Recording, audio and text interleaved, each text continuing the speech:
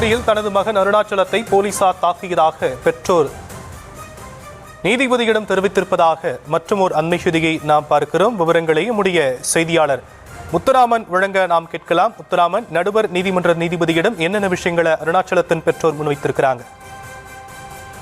வணக்கம்.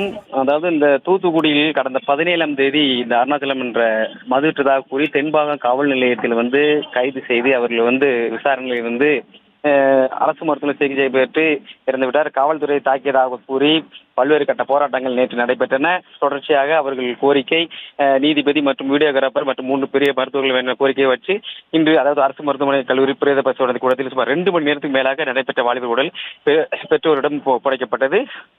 அதாவது சுமார் காலை 7 மணியிலிருந்து 10 மணி வரை இந்த நடைபெற்றது.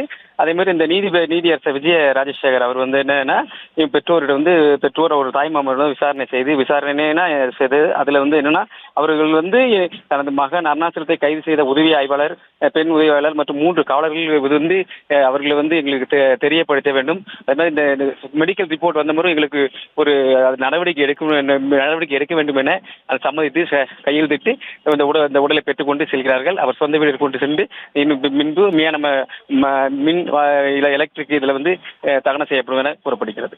ஷியாம், தற்போதைய விவரங்களுக்கு நன்றி முத்துராமன்.